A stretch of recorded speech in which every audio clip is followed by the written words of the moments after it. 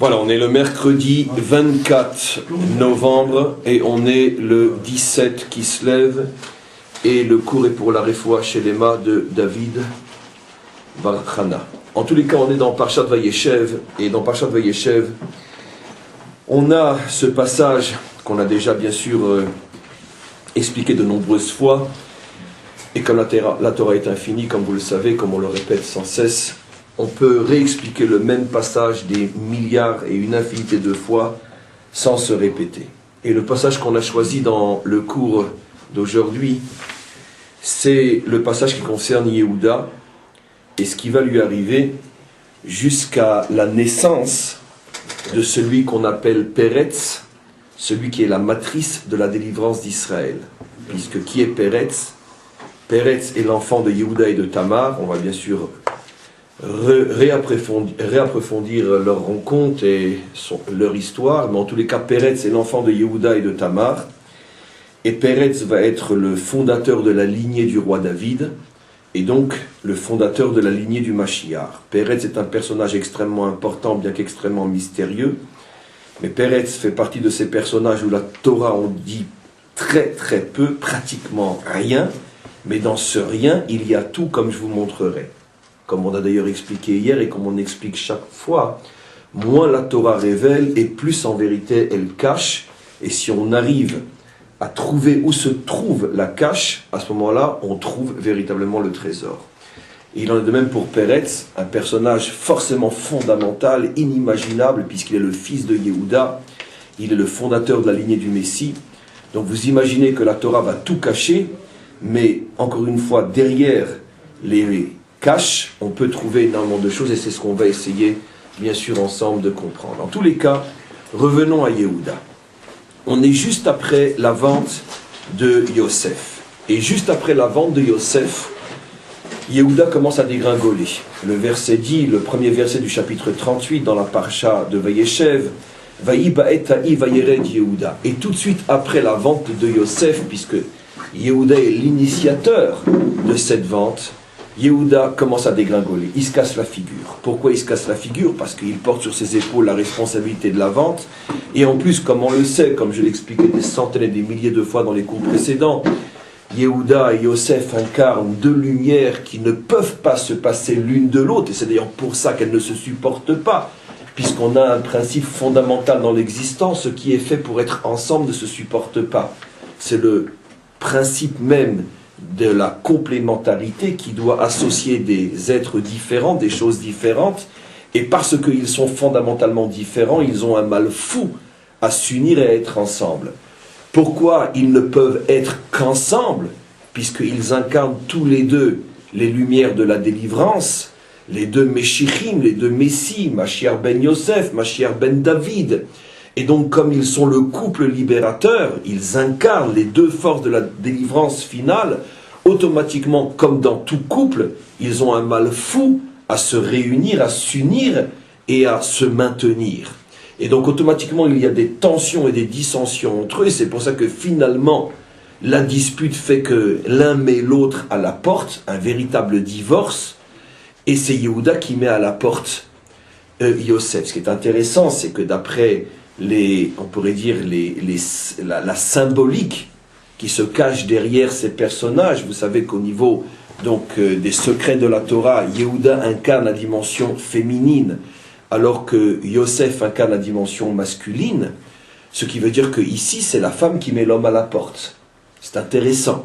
C'est-à-dire que dans ce problème de Shlom Bayit, dans ce problème de couple sacré, c'est la dimension féminine qui prend, en tous les cas dans notre paracha, le dessus, et qui met la dimension masculine à la porte. Ce qui est extraordinaire, c'est que beaucoup plus tard dans l'histoire, c'est le contraire qui va se passer. Au moment du schisme, comme on le sait, c'est un descendant direct de Yosef, Jéroboam, qui prend la tête des 10 tribus, et qui met à la porte, finalement qui met minoritaire, et en position de faiblesse, la seule tribu qui reste de l'autre côté, la tribu de Yehuda.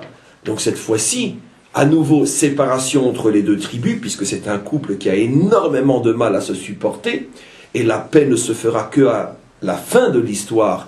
C'est la fameuse Haftara qu'on va lire très prochainement, dans Parshat Vayigash, où le prophète Yecheskel promet qu'à la fin de l'histoire, les deux tribus, Yosef et Yehuda, se réuniront enfin pour ne former qu'une, mais en tous les cas, à 2 reprises dans l'histoire, il y a divorce. Mais la première fois, c'est la dimension féminine qui met à la porte la dimension masculine. Et plus tard, tout de suite après le roi Salomon, c'est la dimension masculine qui prend l'avantage et le dessus et qui met à la porte la dimension féminine. En tous les cas, ce couple-là a énormément de mal à se supporter. Mais en tous les cas, comme c'est un couple qui ne peut pas vivre l'un sans l'autre, qu'est-ce qui se passe au moment d'une crise? Va-t'en, retourne chez ta mère, je ne veux plus te voir. Mais finalement, après, chacun pleure dans son coin. Et en particulier, Yehuda ne peut pas vivre sans Yosef. Et c'est pour ça qu'après Yosef, il commence à dégringoler. Vayered, il tombe. La dimension messianique représentée par Yehuda ne peut pas réussir, ne pas se maintenir sans la présence de Yosef. Donc il commence à dégringoler. Bien sûr, vous imaginez tout le non-dit derrière ce que je dis, mais je ne vais pas tout expliquer. En tous les cas, je m'intéresse à ce que je vais dire pour l'instant. Il commence à dégringoler. Et la chute est lourde, très très lourde. Premier niveau de chute, finalement il va s'amouracher d'une cananéenne. Ce qui n'est déjà pas très beau et pas très poli par rapport à sa famille, puisque comme on le sait, les pères fondateurs ont toujours insisté pour qu'il n'y ait pas de cananéenne qui rentre dans la famille. En plus, il est le premier finalement à ouvrir la porte à cette déviation vers Canaan. Et donc il va vers une cananéenne. Je ne vais pas expliquer plus, mais pour vous montrer les phases de la chute. Avec cette cananéenne, il a 3 enfants. Et la chute continue. 2 des 3 enfants se comportent très très mal. La Torah en dit très peu, mais on sait derrière les lettres et derrière les espaces entre les lettres, ce à quoi la Torah fait allusion, mais je n'ai pas envie de le redire aujourd'hui, mais vous le savez tous. Ils se comportent très mal, les 2 enfants, et finalement Hachem les fait partir de ce monde. Hachem les tue. Donc la dégringolade est dure, très très très dure. Il quitte sa famille, il s'amourache d'une cananéenne, il a avec elle des enfants qui meurent jeunes, punis par le ciel, et la dégringolade continue. Après les 2 enfants morts, il perd la cananéenne. Il se retrouve tout seul. Et il continue de dégringoler.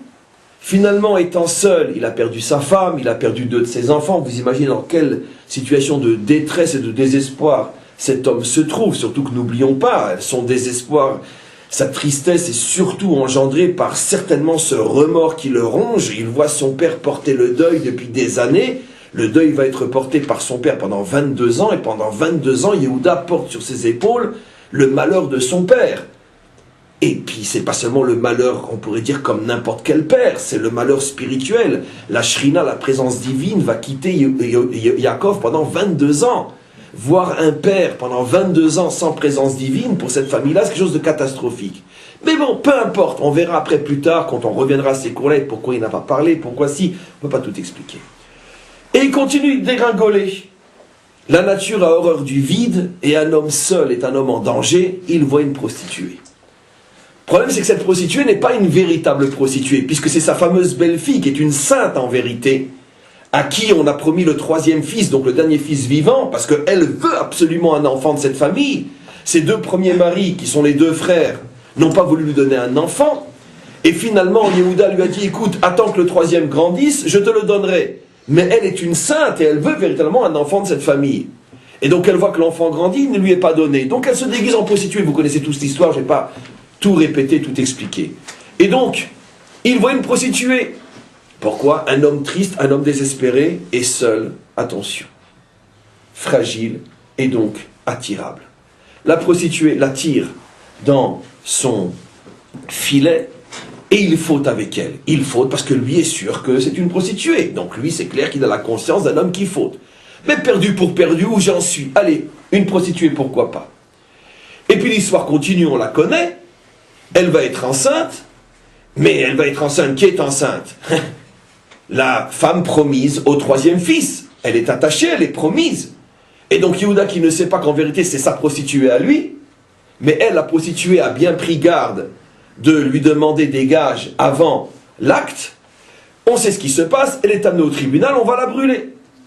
Et au dernier moment, elle dit tout simplement, celui à qui ces choses-là appartiennent est le père de l'enfant. Ou des enfants, car en fait ce sont des jumeaux. Yehuda a la grandeur, la noblesse de se dénoncer en public. Il dit, l'enfant est de moi. Et voilà que les enfants sont sauvés, in extremis. Et les enfants en vérité sont d'eux, et ils vont sortir d'une manière extrêmement bizarre. C'est d'abord le premier qui va sortir la main. La main comme pour faire un signe. Fais-moi un signe. Qui s'est chanté ça? Je ne sais pas, peu importe. Et donc, il sort la main. La main, c'est toujours bien sûr le signe. La mialédette, la coucheuse, fait une erreur. Elle dit, celui-là est sorti le premier. Ce que je dis, je ne l'ai jamais expliqué. Il est sorti le premier. Or, on sait d'après la halakha que l'enfant n'est appelé sorti le premier avec toutes les lois qui suivent la première naissance, par exemple le Bechor, le premier-né, le Pidyon Haben, le rachat du premier-né, etc. On est considéré comme premier-né seulement si on a sorti la tête, c'est-à-dire au moins jusqu'au nez. À partir de ce moment-là, tu es appelé premier-né. Mais si tu sors le bras ou le pied, ce qui est très rare, mais ça peut arriver, tu n'es pas considéré comme premier-né. Mais la Bialédette se trompe et elle dit, lui est sorti le premier, elle lui attache un fil rouge, chani, un fil de pourpre, comme pour dire, après on ne sait pas trop ce qui va se passer, mais quoi qu'il en soit, celui qui aura le fil, c'est lui le Bechor. Mais qu'est-ce qui se passe après avoir sorti sa main et fait un signe? Il rentre sa main, et à nouveau tout se voile. Et tout d'un coup surgit l'autre, qui prend la place du premier, et qui sort véritablement le premier. Et la Mialédette lui dit, mais pourquoi tu as défoncé la sortie? Et on va t'appeler Peretz parce que Paratzta. On va t'appeler le défonceur parce que tu as tout fait tu as tout défoncé. Et c'est seulement après que Peretz soit sorti que finalement celui qui avait sorti la main sort. Et on va l'appeler Zerach, la lumière, le soleil. Donc, toute cette histoire est extrêmement bizarre, extrêmement intéressante. Vous imaginez que puisque toute cette histoire depuis le début de la chute de Yehuda et pour arriver à la fin de l'histoire qui est la naissance de Peretz sous la forme d'une défonçade, vous imaginez que ici la Torah est en train de nous décrire tout le processus de la délivrance de notre peuple et de tous les peuples. C'est clair que on ne peut pas tout expliquer, tout simplement parce qu'on ne sait pas et on ne peut pas, mais en tous les cas, rien que si on entend et que l'on sait que ces 30 versets contiennent tout le ta'alir, tout le processus de la délivrance finale, c'est déjà énorme. Et donc on va essayer de s'arrêter sur quelques points essentiels, ceux qu'on a le droit de révéler, pour essayer de comprendre à notre niveau les messages qui nous sont indiqués ici, et qu'est-ce qu'on doit comprendre. Alors on va revenir au passage de la rencontre entre Yehuda et Tamar. Finalement, cette rencontre, vue côté Tamar, est une véritable rencontre de sainteté. Tamar est une sainte. Je n'ai pas arrêté de le dire, mais je veux simplement vous le rappeler, parce que je l'ai déjà dit, pourquoi c'est une sainte. Nos maîtres le disent. Parce que elle s'est montrée devant son beau-père. Mais elle a quand même vécu avec son beau-père ou à côté de son beau-père pendant de nombreuses années, puisqu'elle a épousé déjà ses 2 premiers enfants. Donc c'est quand même quelques années. Son beau-père ne la connaît pas. Son beau-père ne sait pas qui c'est, comment il peut la prendre pour une prostituée? Mais la Torah répond. Son beau-père ne l'a pas reconnue parce qu'elle se couvrait. Il n'avait jamais vu son visage. Elle était tellement pudique, cette femme, qu'elle ne montrait jamais son visage en présence d'un autre homme que son mari. Tellement elle était pudique. Même dans la maison de son beau-père. Même dans un endroit où elle n'a aucune raison de ne pas se couvrir le visage. De se couvrir le visage, pardon. Donc c'est pour ça que quand son beau-père l'a vue comme une prostituée qui forcément montre son visage et montre tout ce qu'elle doit montrer, il ne l'a pas reconnue, puisqu'il ne l'avait jamais vue. De là on apprend que c'est une femme extrêmement élevée. Mais ça c'est vu côté Tamar. Deuxième preuve que c'est une femme extrêmement élevée, c'est que si vraiment son intention était de se prostituer, dans le sens de prendre une partie de plaisir, vous imaginez quand même pas qu'elle va avoir le mérite de faire descendre dans son ventre l'âme du Messie, ou plutôt la matrice du Messie. C'est impossible quand on s'amuse. Pour ça, il faut une concentration, des pensées, un niveau de pureté, et il faut penser à tout sauf à ça, au moment où on le fait. Sinon, ça ne peut pas descendre, c'est impossible. Donc c'est clair que vu Tamar, l'action est une action de sainteté inimaginable. Vu Yehuda, les choses ne sont pas exactement pareilles. C'est clair que Yehuda n'est pas un débauché. C'est pas parce qu'on veut le sauver qu'on dit ça. On sait très bien que c'est parce qu'on cherche à sauver qui que ce soit. On le montre suffisamment dans nos cours. Mais simplement par honnêteté, on sait très bien que Yehuda n'est pas un coureur de... Simplement, c'est un homme désespéré. C'est un homme malheureux. C'est un homme seul. Un homme qui est dégoûté de la vie. Il vient quand même de vendre son frère. Il vient d'enterrer son père, presque. Il vient de perdre sa famille. Il a perdu ses amis. Il a perdu son kavod. Il a tout perdu. Il a perdu ses enfants. Il a perdu sa femme. Il lui reste rien. Et donc tout le monde sait qu'un homme désespéré a besoin d'un petit peu de douceur. Et la première douceur qu'il rencontre dans la rue, il va avec. Pourquoi il mais c'est pas de la débauche.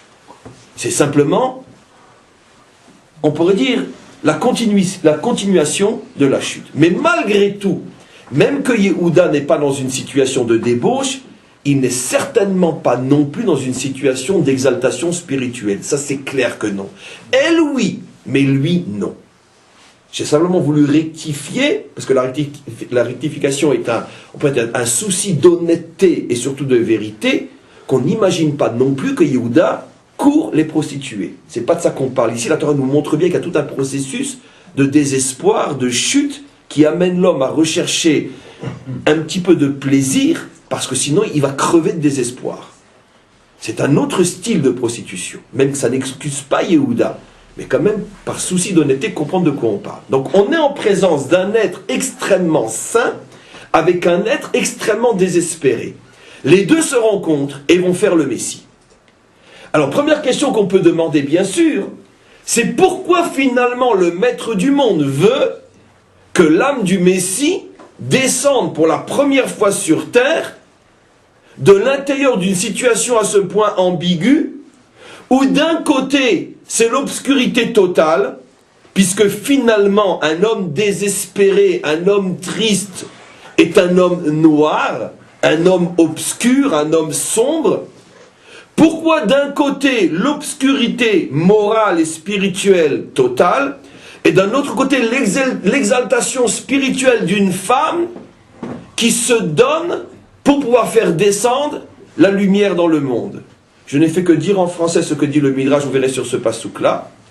Sur le verset Vayered Yehuda, le Midrash Rabbah dit, Yehuda est descendu pour aller révéler la lumière du monde, puisque finalement est sorti de lui le Messie. Donc il s'agit bien de faire révéler la lumière du monde. C'est les mots du Midrash. Le problème c'est que Yehuda n'en est pas conscient. Il n'y a que Tamar qui est consciente qu'elle va faire descendre la lumière du monde.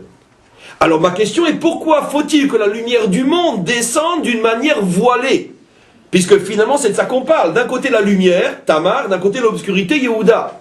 Pourquoi faut-il que la lumière soit à ce point à l'intérieur de l'obscurité? Première question. Deuxième question, on pourrait en poser des millions de questions sur 30 versets. Mais deuxième question, c'est pourquoi faut-il que d'abord Zérar, enfin le futur Zérar, montre la main? Pourquoi faut-il que la Mialédette se trompe et croit que ça y est, c'est la naissance, et que finalement, après qu'on ait vu la main, tout se voile à nouveau, puisqu'il rentre la main, tiens, à nouveau tout se voile, et finalement la lumière va jaillir, le Messie, Péretz, va jaillir d'une manière, on pourrait dire, inattendue, mais qu'est-ce que tu fais là? C'est pas tant qu'on attendait. On attendait le premier. Donc pourquoi encore une fois un signe, une obscurité, une surprise, et finalement la lumière revient à la fin, Zérar. Pourquoi ce processus? Vous voyez que dans la rencontre entre le père et la mère, et la naissance de l'enfant, de ce père et de cette mère, il y a une analogie, il y a un jeu d'ombre et de lumière. C'est ce que je me suis fatigué à vous mettre en évidence. C'est d'ailleurs logique. C'est parce que le père et la mère s'unissent dans un jeu d'ombre et de lumière que les enfants vont naître dans un jeu d'ombre et de lumière. On ne sait pas qui est le premier, on ne sait pas qui est le deuxième. Celui qu'on attend, il vient pas. Celui qu'on n'attend pas, il vient. Mais on arrive finalement à la lumière, puisqu'une fois que tout est fini, comment s'appelle le dernier enfant naissant qui était le premier à mettre la main? Zérar, lumière. Donc pourquoi faut-il que la lumière Zérar vienne d'une manière qui est, on pourrait dire, ombragée? C'est ce qu'on va essayer de comprendre.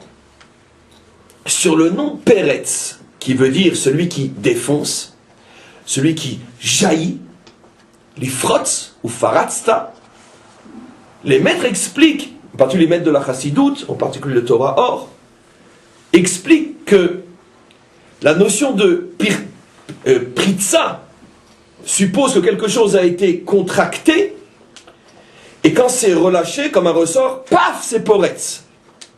S'il n'y a pas d'obstacle, il n'y a pas de pirtza. Si tu as un mur devant toi qui tient à peine, ou une porte qui est fermée mais qui n'est pas fermée à clé, et que tu l'ouvres, tu n'as pas fait une pirtza, tu as fait une pticha. Quelle est la différence en hébreu entre l'iftoar et l'ifrotz? L'iftoar, c'est que tu ouvres quelque chose de fermé mais il n'y avait pas d'opposition. L'ifrotz, tu ouvres ce qui est fermé mais il y a opposition. Donc si on l'a appelé Péret, ça suppose qu'il y avait une opposition à sa sortie. Quelle est l'opposition? C'est que l'autre qui avait déjà mis la main et qui était appelé le premier-né, c'est lui qu'on pensait être le premier-né. Et donc il a dû faire opposition à l'opposition, puisqu'on s'oppose à lui. En vérité, attention, le premier n'était pas le premier, puisque c'était une erreur de dire qu'il est le premier, il n'avait sorti que la main. Vous comprenez ce que je veux dire? Mais il y avait une opposition, puisqu'on lui avait fermé injustement la porte à Péretz, sous prétexte que le premier avait sorti la main. Il a dit non, je ne me laisse pas faire cette fois-ci. Il y en a marre que le bon sorte toujours le deuxième. Yitzhak sera prêt Ishmaël, Yaakov sera prêt. Ça, si je ne me laisse pas faire, le premier n'est pas le premier, c'est moi le premier. Mais comme il y a opposition, c'est pour ça qu'on va l'appeler Péretz. Suppose qu'il y a une opposition. Donc les maîtres de monde, pourquoi faut-il que le Messie sorte avec une opposition? Pourquoi ne sort-il pas normalement? Pourquoi faut-il une opposition au point que son nom, qui va définir son essence, s'appelle celui qui défonce l'opposition? Et sur ça, les maîtres de la Chassidoute, la lumière des yeux d'Israël, disent une chose extraordinaire. Ils vont faire un détour pour nous expliquer cette notion. Vous savez que la délivrance finale est comparée à des sources d'eau vive, Maïm Chaïm, des eaux vivantes qui jaillissent en plein désert. D'où on le sait, entre autres, des centaines de versets dans les prophètes, entre autres ce verset merveilleux qui dit qu'un jour, en ce jour, les eaux de vie se mettront à jaillir de l'endroit du Saint des Saints, de l'endroit où est construit le temple. Et combien de versets qui font allusion à la délivrance finale comme étant un jaillissement d'eau vivante, de source. Et il y a bien sûr ce magnifique verset que l'on lit dans ce chant qui précède le Birkat Hamazon tous les Shabbats, avant de bénir le repas. Qu'est-ce qu'on dit? Shir HaMa'alot. Et qu'est-ce qu'on dit là-bas? Kafikim Banegev. Les Juifs reviendront sur leur terre comme les sources reviendront dans le désert. Afikin, ce sont des jaillissements d'eau. Afikin, c'est plus encore que Ma'ayan. Ma'ayan est un jaillissement d'eau, mais qui jaillit. Afikin, ce sont des jets d'eau. Kafikim Banegev. Ce qui veut dire que non seulement il y a sortie d'eau en plein désert, mais il y a jaillissement d'eau. Comme un feu d'artifice. C'est ça des Afikin, c'est un feu d'artifice d'eau. Qui nous montre qu'il y avait une contraction énorme, énorme, énorme. Et quand ça a lâché, paf, ça sort. Et on nous dit que les Juifs reviendront sur leur terre, Ka'afikim Banegev. Comme tout d'un coup dans le désert, paf, ça commence à sortir de tous les côtés, ça saute, comme dans un véritable film de science-fiction, vous êtes dans un désert aride, et puis tout d'un coup des oasis commencent à fleurir. C'est ce qu'on a vu. Nous, plus tellement, mais la génération de nos pères, qui sont arrivés dans un désert, et puis qui en quelques années, les oasis sont poussées partout. D'accord? Donc, c'est un petit peu ça le symbole de la délivrance. Maintenant, le Torah Or, par exemple, qui est le Admour HaZaken, le fondateur de la Chassidut Chabad, pose une question extraordinaire. Il demande, comment se fait-il, pourquoi les eaux qui jaillissent sous forme de source, pourquoi sont-elles appelées Maïm Chaim? Et deuxième question, pourquoi ont-elles un effet purificateur qui est le numéro le plus haut, numéro 1 de la purification? Vous savez qu'il y a différents degrés de purification par les eaux. Par exemple, le mikvé d'eau stagnante dans lequel on se trempe nous, dans lequel la femme va se tremper pour la pureté familiale, ce sont des eaux stagnantes. Et il y a différents, peu importe combien, mais différents niveaux de purification. Une femme nida peut se contenter d'eau stagnante. Nous, on se contente d'eau stagnante. Mais il y a des niveaux d'impureté qui, pour être enlevés, ont besoin d'eau non stagnante. Jusqu'au niveau le plus haut d'eau non stagnante, d'eau vivante, c'est la source qui jaillit en plein désert ou qui jaillit dans une région où il n'y avait pas d'eau. Ce niveau-là s'appelle Maïm Chaim et c'est le plus haut niveau d'eau purificatrice au point que ceux qui ont le plus haut niveau d'impureté, peu importe, je ne vais pas faire un cours sur la pureté et l'impureté, mais ceux qui ont le plus haut niveau d'impureté ne peuvent être purifiés que s'ils se trempent mamache à la source. Et par exemple, pas dans un fleuve, ni dans un ruisseau qui n'est plus vraiment la source. La source, c'est l'endroit où, waf, ça jaillit, où le bouchon saute, où ça sort. À cet endroit-là uniquement peuvent être purifiés ceux qui sont au plus haut niveau d'impureté. Alors le Balatania, puisque c'est lui, le Admour HaZaken c'est le Balatania, celui qui écrit le Tania, pose la question, mais pourquoi ces eaux d'Afka s'appellent vivantes et pourquoi ont-elles un tel effet purificateur? Alors il dit que justement, que le fait de contenir quelque chose et de l'oppresser et de le presser, au moment où il se libère de l'oppression et de sa prison, ce moment précis de délivrance et de libération s'appelle la vie et la pureté. Il donne une définition époustouflante. Époustouflante.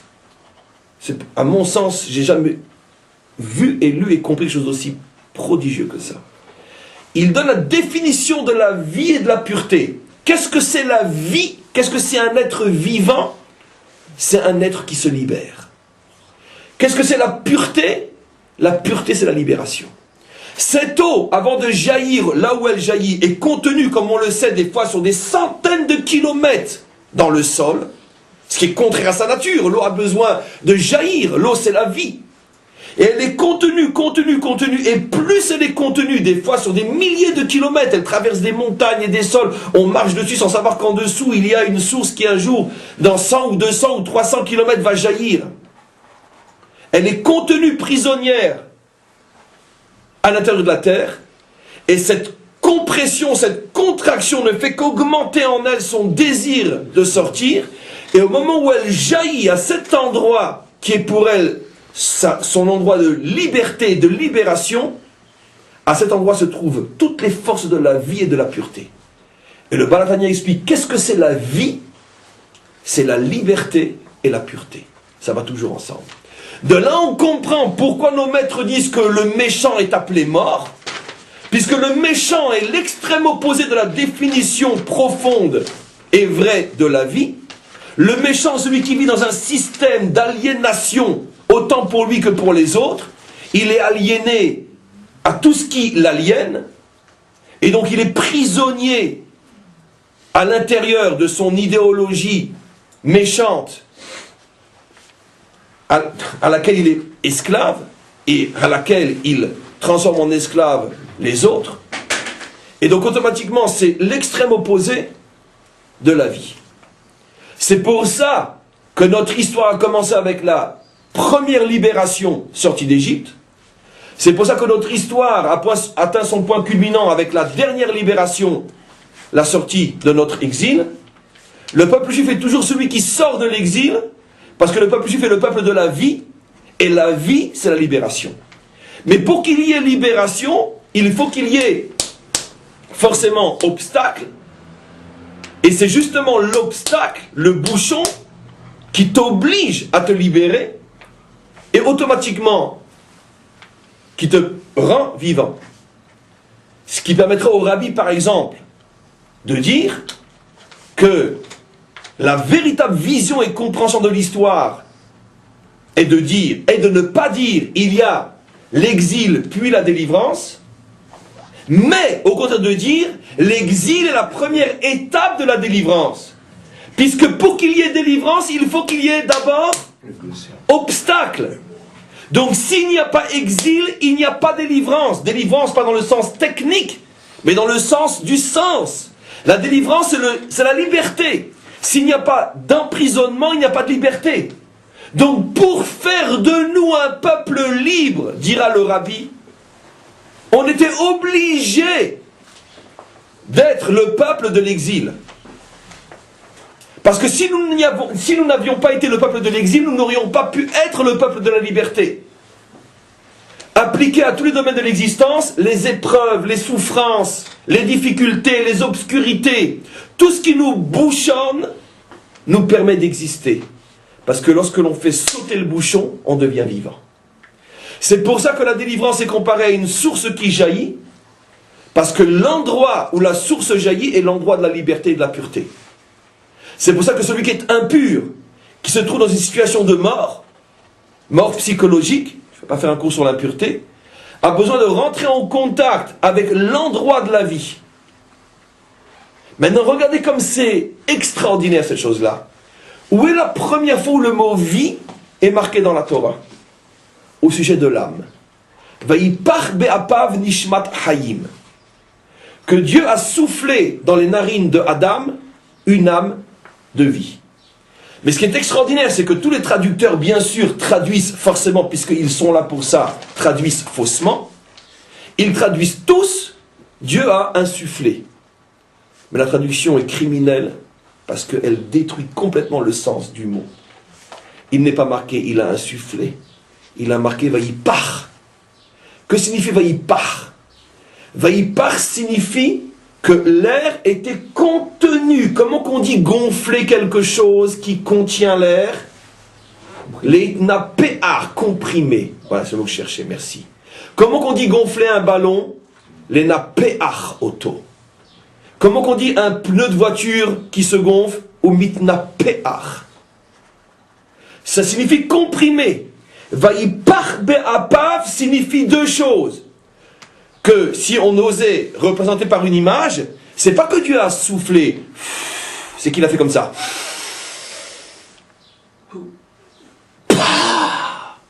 C'est ça, Vayipach. Il a libéré un air qui était comprimé. Et aussi par rapport au réceptacle, il a comprimé l'air dans le réceptacle. L'âme, c'est de l'air comprimé. L'âme, c'est la vie. Qu'est-ce que c'est la vie? C'est la décompression. C'est ça la vie. Comprenez? Donc c'est pas qu'il a insufflé, il a décompressé un souffle dans l'homme. L'âme est une décompression, une détente. Ce qui veut dire que les deux sont vrais. Pour qu'il y ait âme, il faut qu'il y ait compression. Parce que s'il n'y a pas compression, il n'y a pas décompression. Donc il n'y a pas âme, il n'y a pas vie. Nishmat Chaim, une âme vivante. C'est une âme qui émane d'une décompression. Maintenant, ramenez ça. Ce mot-là peut faire le sujet d'1 milliard de livres sur la spiritualité vraie et authentique, avec une seule explication. Qu'est-ce que c'est la spiritualité authentique? C'est quoi? Eh bien, c'est être capable de décompresser, de libérer, de débouchonner. C'est la sortie de l'exil. C'est pour ça que qu'est-ce que fait Hachem lui-même? Il se compresse, il attend pendant 7 jours, je donne une image, mais c'est vrai ce que je dis, pendant 6 jours, il attend, et le 6e jour, une fois qu'il a tout créé, parce qu'il va étouffer, et l'homme naît. Voilà ce qu'a fait le maître du monde, une décompression. Vous comprenez maintenant le secret du Tzimtzum. Le Ari Akadosh avait tout compris. Et nous, On explique tout. C'est quoi le Tzimtzum? Qu'est-ce que ça veut dire Tzimtzum, la vraie traduction? Cette fameuse contraction du premier instant de la création. Le Hari Akadosh vous dit que Dieu, pour créer, a d'abord tout contracté. Mais pourquoi il a contracté? Pour décontracter. C'est le fameux Bing Bang. Mais que nos maîtres connaissaient avant que les Occidentaux commencent à réfléchir. Bien sûr, parce que ça fait des millénaires que nous on parle du Tzimtzum. Des millénaires. Il y a eu contraction et décompression. C'est vrai à tous les niveaux de la création, mais c'est vrai surtout au niveau de l'homme et au niveau de l'âme. Ce qui veut dire que si je ne vis pas ma vie à me libérer et à libérer les autres, je ne suis pas vivant, je ne suis pas spirituel et je ne dévoile pas mon âme. C'est ce que ça veut dire. Dis-moi combien de fois tu t'es libéré et dis-moi combien d'hommes tu as libéré et je te dirai combien tu as une âme, combien tu es vivant. La vie, c'est la liberté. Zecher leitziat Mitzrayim, toute la Torah a été donnée en souvenir de la sortie d'Égypte. Alors maintenant on comprend tout, ou presque. Pourquoi Hachem voulait que d'un côté dans la rencontre très symbolique entre le père Yehuda et la mère Tamar, il y ait d'un côté une lumière inimaginable d'une véritable sainte et d'un autre côté un pauvre type qui en peut plus de l'existence, qui en a marre et qui a besoin d'un instant de bonheur pour ne pas se flinguer. Pourquoi? Pourquoi cette rencontre à ce point extrême? Pourquoi? Pourquoi la lumière et la nuit? Mais c'est bien sûr parce qu'il faut faire sortir un enfant de ça. Et il faut faire sortir une âme meurtrie, une âme compressée, une âme qui a besoin de liberté. Il est conçu selon le principe de la lumière cachée. L'eau qui traverse le sol et qui hurle, mais laissez-moi me libérer. Tout d'un coup, elle trouve une fissure. Waouh! Source de vie. Mekor Chaim. La source de vie. La matrice de vie, plutôt. Prenez. Donc, qu'est-ce que va faire Hachem? Il amène une mère qui est toute lumière. Il amène un père qui est toute obscurité. Il les met ensemble. Et vous imaginez quelle va être l'âme de Péretz. Péretz a un ophi, a une nature de lumière emprisonnée. Et cette lumière emprisonnée cherche à se libérer. Et ça va se retrouver jusque dans sa naissance elle-même. Il défonce tout.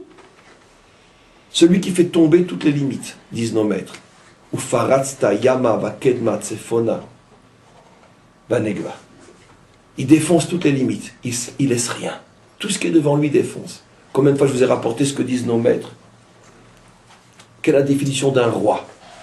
Un roi est celui qui, quand il avance et a une montagne devant lui, il la défonce. Deux autres possibilités. Retourner en arrière. D'accord? Regardez la réaction maintenant de je ne sais qui face à ce qui s'est passé je ne sais où. On ne dit pas plus. D'accord? C'est ça, un roi. Un roi. On y a cru pendant 2 ans, mais ça c'est un roi. D'accord? Donc, où il revient en arrière, ce que font tous les rois d'aujourd'hui, d'accord? Des sans-culottes, des petites filles.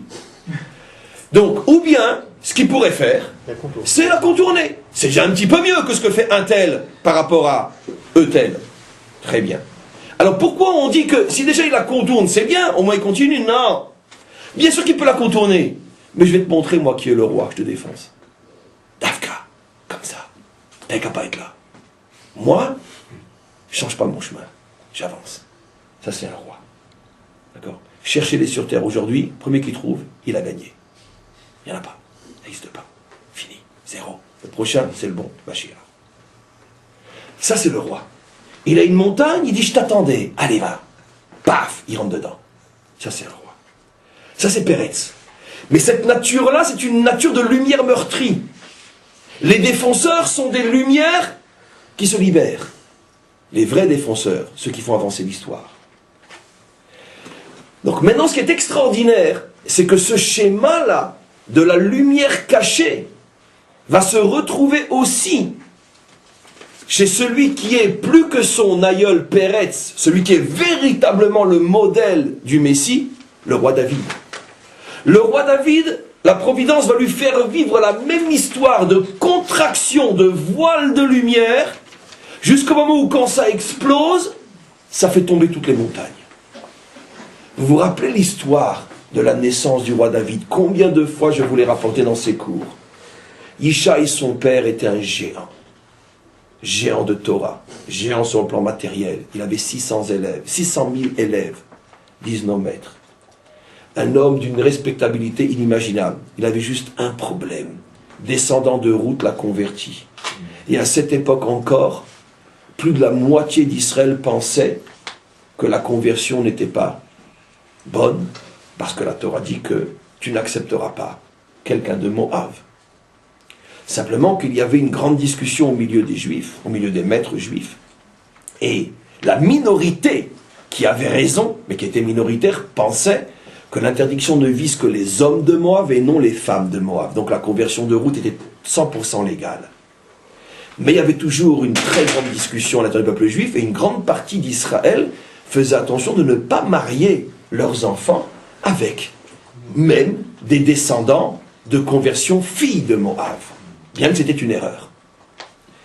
À l'époque de Yishaï, la discussion faisait rage, et pratiquement tous les maîtres de son temps pensaient, contre la halakha, contre la loi véritable, que finalement cette famille-là n'était pas juive.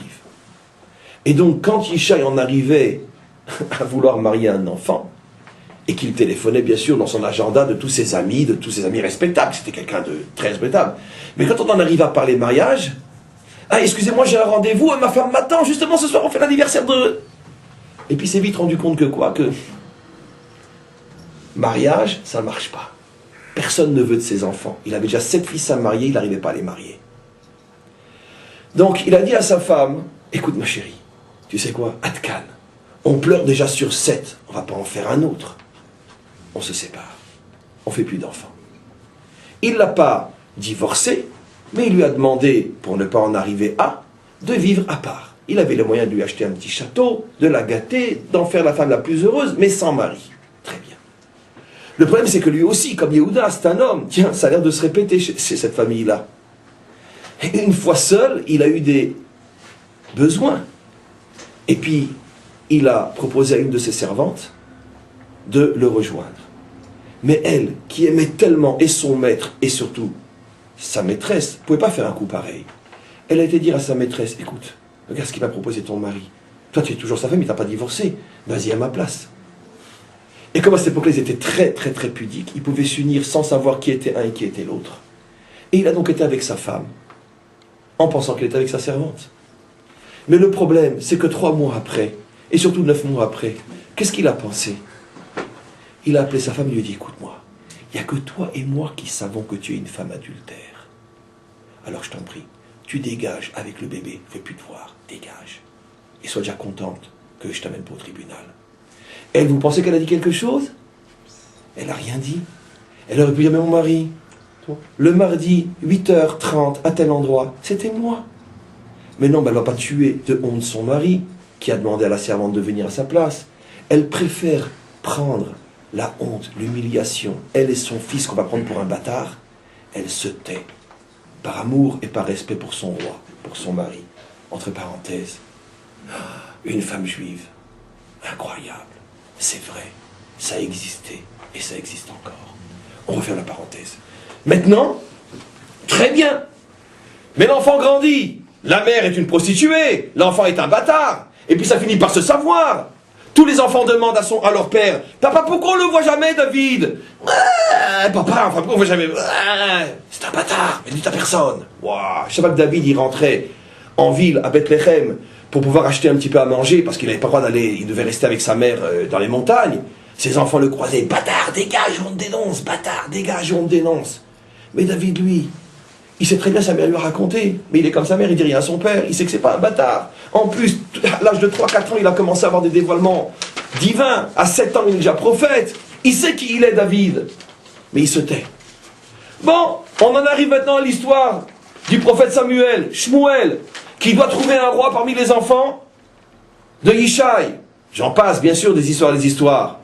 Le premier passe devant lui, Hachem lui a dit, quand je te donne le déclic de la prophétie, c'est lui. Premier passe devant lui. Avant déjà que Hachem lui dise c'est lui, il s'empresse et dit voilà le Mashiach.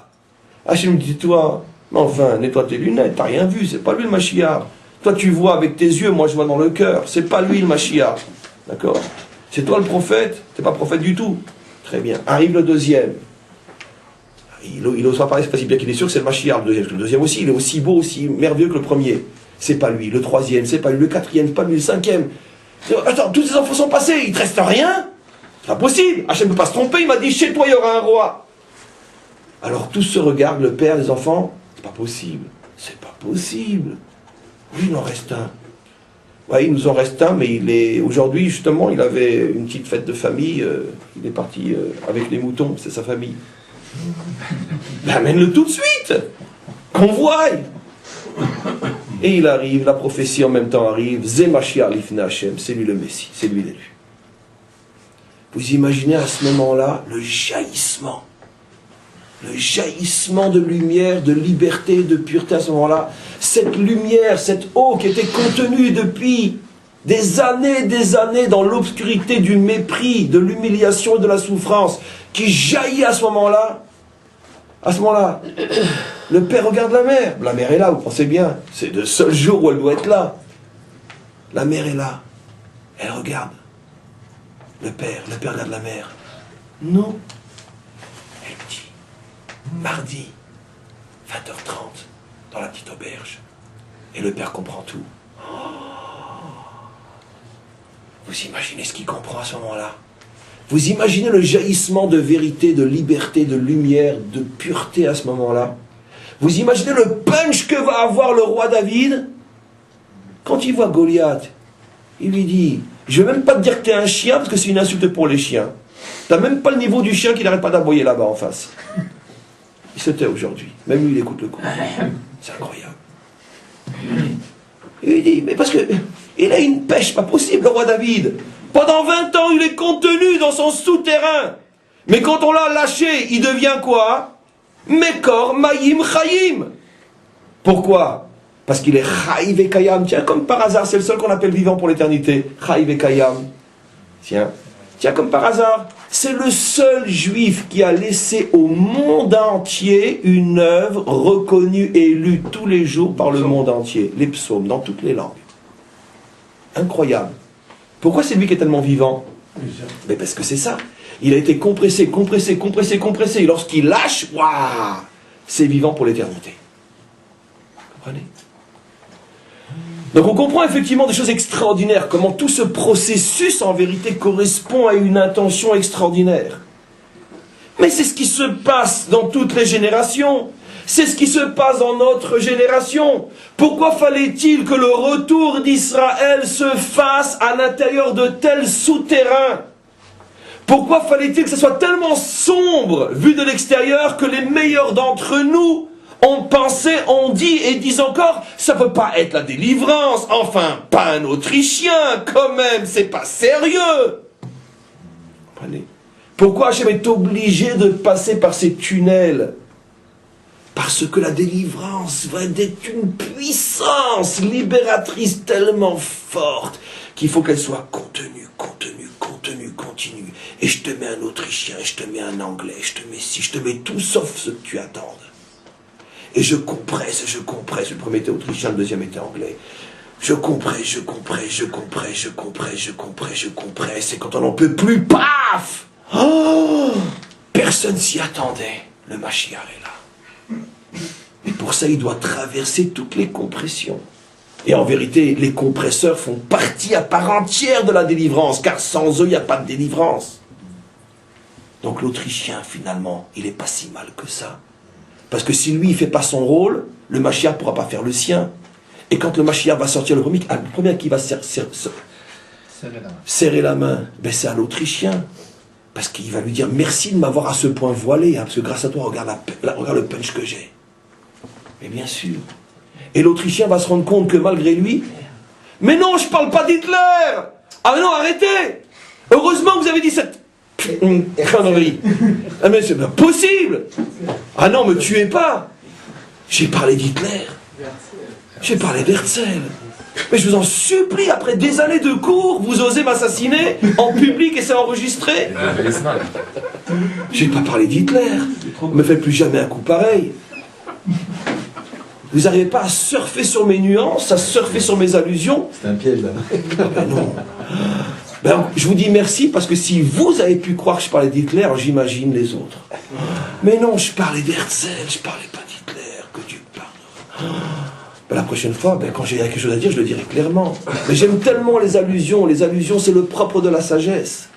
Donc soyez sages vous aussi, sachez surfer sur mes allusions.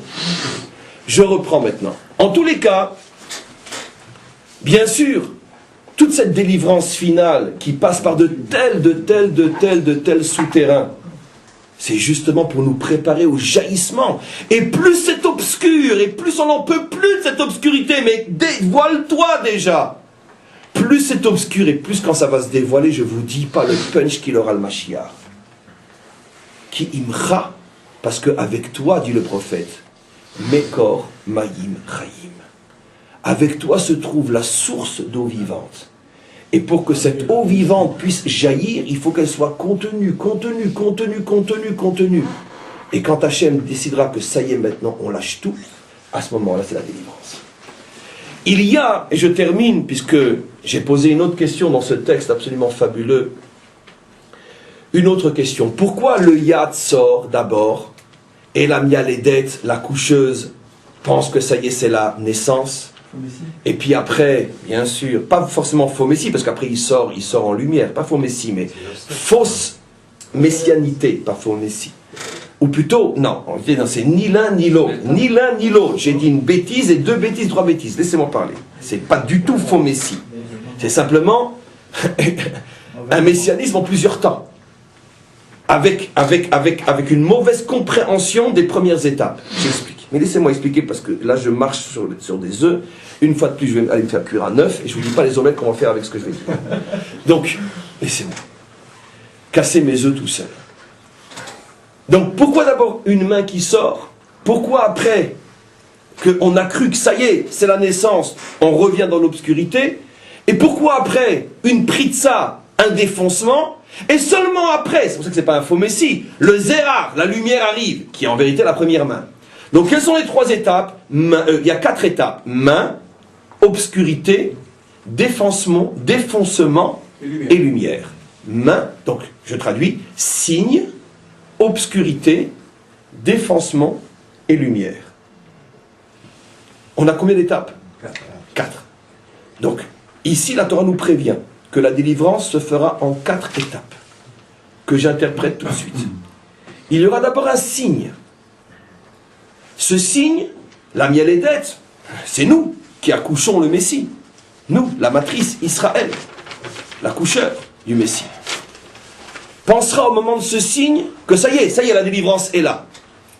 Ce signe sera effectivement un signe libérateur. C'est pour ça que ce n'est pas un faux Messie. Mais ça ne sera qu'un signe, Yad. Et après que tout le monde y aura cru, au point qu'on va même attacher un fil pour dire ça y est, tout va se voiler. On va rentrer dans une période de voile total. Oh, mais alors où il est passé le signe? Fais-moi un signe. Talala. Où il est passé le signe? Il n'y a plus de signe. Alors on attend que la main revienne. Non, on va avoir une surprise. Ce qui va jaillir, c'est pas celui qui avait sorti la main. C'est pas celui qui avait fait le signe. Va sortir l'autre. Peretz, le défenseur. C'est lui qui va sortir. C'est lui le Messie.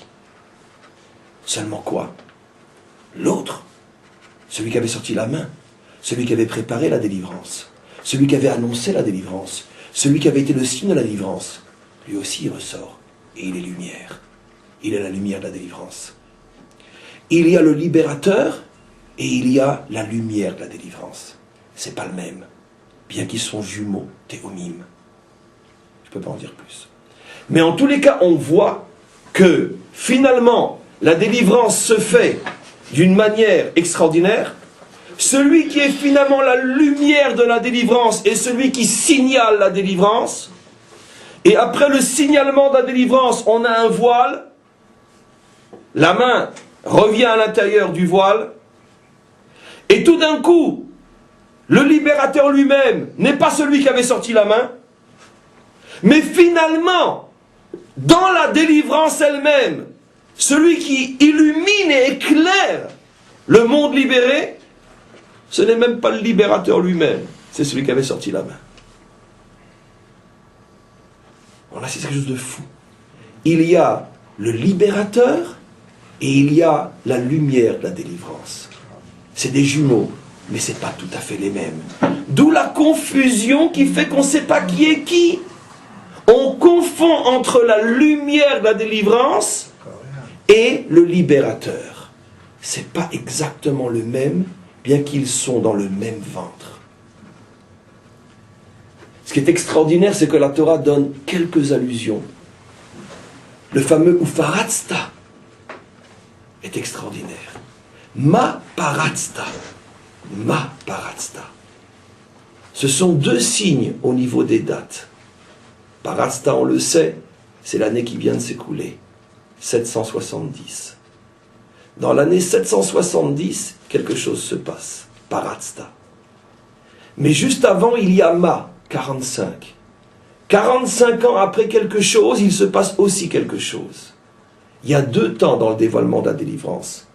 Ma, Paratsta.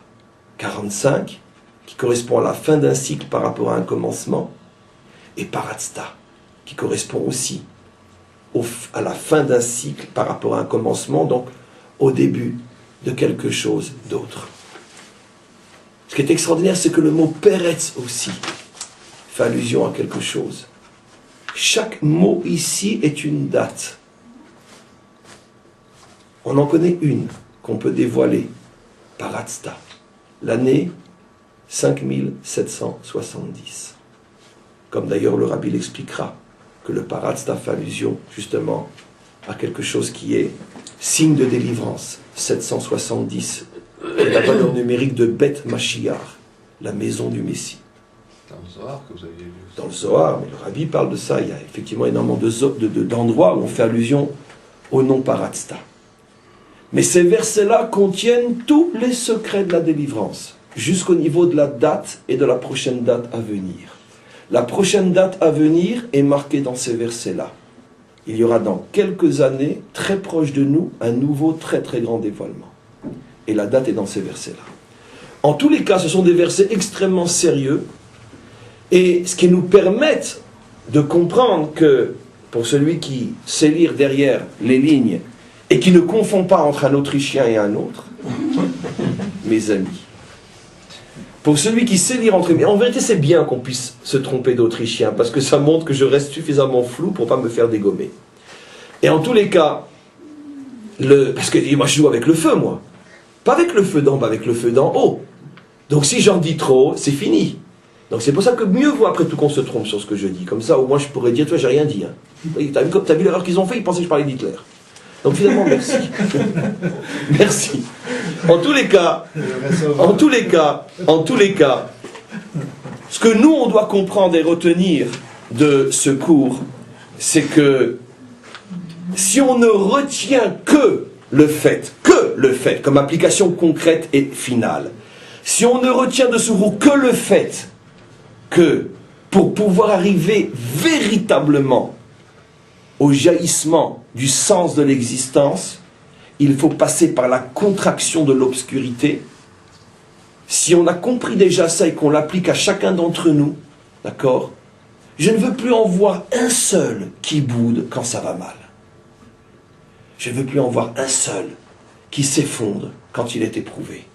C'est fini, c'est plus pour nous, c'est pas juif. Nous, on est les juifs de la délivrance. Nous, on est la génération de la délivrance, comme l'a dit le rabbi. Dernière génération de l'exil, première génération de la délivrance. Ah, ils me font tous rire avec leurs histoires de délivrance. Rien qu'un petit minus à la banque, t'as qu'à voir leur tête d'enterrement. Rien qu'une petite dispute avec leur femme, ils oublient, ça y est qu'on est la délivrance, qu'on est, etc. Soyez à la hauteur de ce que vous dites. Quand vous dites que vous êtes la génération de la délivrance, arrêtez de vous disputer avec vos femmes. Arrêtez de paniquer quand il n'y a pas de travail. Arrêtez de paniquer lorsqu'il y a un découvert à la banque. Arrêtez de paniquer lorsqu'on vous insulte et lorsqu'on vous fait des reproches. Arrêtez. Vous dites que vous êtes les juifs de la délivrance. Eh bien, ça devrait se voir sur vos têtes. Donc, à partir du cours d'aujourd'hui, qu'est-ce qu'on va faire? On sait tous que si on est effectivement la génération de la délivrance, on est tous obligés de passer par un tunnel. Le tunnel, c'est ce qu'on vit à titre collectif, c'est ce qu'on vit à titre individuel, et que Bezrat Hashem, après ce merveilleux cours, on ait la chance de dévoiler et de connaître tous les autres secrets qui n'ont pas été dits dans ces versets. Amen. Bechen Yeh Ratzon.